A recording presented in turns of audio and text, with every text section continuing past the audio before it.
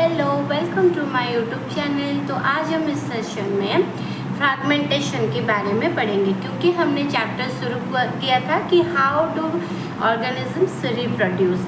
ठीक है, तो इस जो प्रीवियस जो सेशन था उसमें हमने बाइनरी फिजन के बारे में पढ़े थे और बाइनरी फिजन्स के जो डिफरेंट स्टेप्स होते हैं उसके बारे में पढ़े थे। तो इस सेशन में हम फ्रैगमेंटेशन के बारे में पढ़ेंगे, ठीक है ना। तो यहाँ पे एक वर्ड आता है fragmentation. This is a type of asexual reproduction.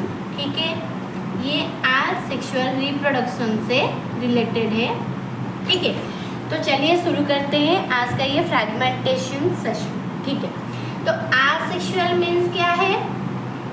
There is no fusion of gametes. That means यहाँ पे फीमेल और मेल गैमेट का फ्यूजन का कोई आवश्यकता नहीं होती है। तो ये होता है आसेक्सुअल रिप्रोडक्शन। ठीक है, अगर फ्रैगमेंटेशन की बात करें तो ये वर्ड का मतलब क्या होता है? फ्रैगमेंट का मतलब होता है, ये जो फ्रैगमेंट वर्ड आता है फ्रैगमेंट, तो उसका अर्थ क्या होता है कि पीसेस। यानी कि कोई भी अगर ऑर्गेनिजम्स का हम उसे छोटे छोटे पीसेस में कन्वर्ट कर देते हैं तो उसमें क्या होता है ना, वो जो सारे के सारे पीसेस होते हैं वो एक न्यू इंडिविजुअल में फॉर्म हो जाते हैं। ठीक है, अगर पेरेंट ऑर्गेनिजम्स फ्रैगमेंट में छोटे छोटे, ये रहा एक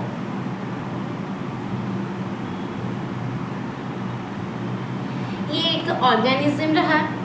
ठीक है, तो अगर ये छोटे छोटे पीसेस में, मतलब कि ये जो पार्ट है ये एक पीसेस हो गया, ये जो पार्ट है ये एक पीसेस हो गया, ये जो पार्ट है ये एक पीसेस हो गया, ये पार्ट है ये एक पीसेस हो गया, तो ऐसे अगर हो गया, ये जो फ्रैगमेंट हुआ इसका इससे एक बन जाएगा, ऐसे इससे बन जाएगा, इससे भी बन जाएगा, तो न्यू इंडिविजुअल इस प्रकार ही बन जाते हैं। ठीक है, और जो फ्रैगमेंट होते हैं सबका पोटेंशियलिटी यही है कि वो एक न्यू ऑर्गेनिज्म में कन्वर्ट हो जाए। अगर हम एग्जांपल लें, ये प्लांट में भी दिखाई देती है, एनिमल में भी दिखाई देती है, फंजाई में भी दिखाई देती है। ठीक है, अगर हम एनिमल की बात करें, आप सुने होंगे स्पॉन्जेस, स्पॉन्ज और हमारा प्लानरियर, ये कुछ एग्जांपल्स हैं। ठीक है ना। अगर हम अभी एक क्वेश्चन की बात करते हैं कि अगर एक सिंगल सेल टाइप में इस टाइप का रिप्रोडक्शन अचीव होती है तो उसमें जो ऑर्गेनिज्म होती है वो अगर उसमें डिफरेंट सेल टाइप होगा तो ये कैसे मैनेज होगा? तो आंसर ये होगा कि उसमें इस प्रोसेस में एक सिंगल सेल ही एक्टिवेट रहती है। सिंगल सेल और it is capable for growing, proliferating and making other cell types under the right circumstances. यहाँ पे एक नया वर्ड उभर के आया है, प्लॉरीफोरेटिंग। प्लॉरीफोरेटिंग का मतलब होता है कि टू ग्रो रैपिडली एंड मल्टीप्लिकली। ये बहुत बहुविभाजन में ये बनता रहता है। अगर फ्रैगमेंटेशन के बाद एक नया वर्ड और एक वर्ड आता है regeneration. This is also a type of, इसको हम रिप्रोडक्शन के टाइप नहीं बोल सकते हैं। बहुत ज़्यादा मिसकंसेप्शन होता है कि this is also a type of reproduction. नहीं, ये कि पार्ट है उसका। कैसे कि रीजेनरेट का मतलब क्या होता है? यहाँ पे जो वर्ड आया रीजेनरेट, उसका मतलब क्या होता है? पुनर्गठित होना। तो ऑर्गेनिजम्स में कैसे रीजेनरेट होता है? जैसे कि मैं अगर एक एग्जांपल दूँ लिजर्ड की, किसकी दूँ? लिजर्ड की। लिजर्ड की टेल क्या होता है? हमें पता है कि वो अगर फॉल डाउन हो जाती है उसके बाद उसका टेल अपने आप ही रीजेनरेट हो जाती है। अगर ह्यूमन की बात करें तो अब बताएंगे कि ह्यूमन में कौन सा ऐसा ऑर्गन है जो कि रीजेनरेट हो सकती है।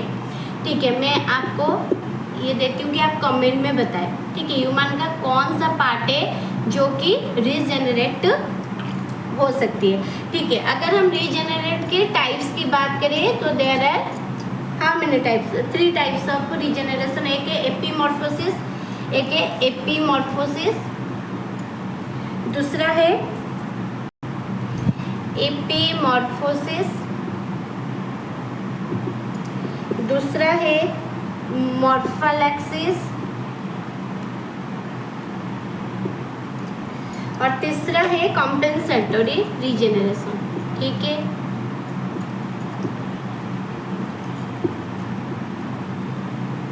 ठीक है। तो एपीमॉर्फोसिस क्या हो गया, ये अगर कोई भी बॉडी पार्ट्स क्या हो जाता है, लॉस्ट हो जाता है, फिर डैमेज हो जाता है, ये अपने आप ही रीजेनरेट हो जाती है। मॉर्फोलैक्सिस की अगर बात करें, it occurs mainly by the repatterning of the existing tissues. ये काम क्या करता है, रीपैटर्निंग करती है। ठीक है, रीपैटर्निंग करती है।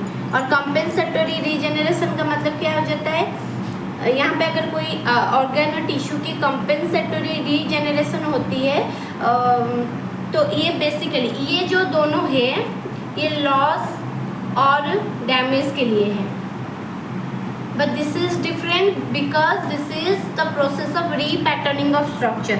ओके, तो अगर सिग्निफिकेंस की बात करें रीजेनरेशन में क्या होता है, it is a crucial for survival and adaptation, allowing organism to recover from injuries, diseases, environmental changes. So it is very much crucial for evolution of organisms. Okay, तो आज के लिए तो बस इतना ही था आज के सेशन में। तो अगले सेशन में हम बॉडिंग कैसे होती है और किस किस ऑर्गेनिजम्स में किस तरह की किस प्रकार के पाए जाते हैं, हम उसके बारे में पढ़ेंगे। तो अगर आज का वीडियो आपको अच्छा लगा तो don't forget to like and subscribe.